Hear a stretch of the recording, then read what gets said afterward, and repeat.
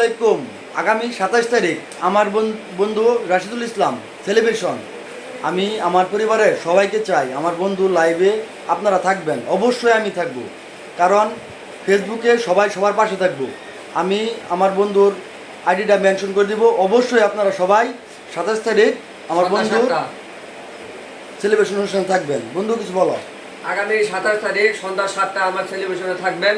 আমি আপনাদের পাশে থাকবো ইনশাল্লাহ। ইনশাআল্লাহ।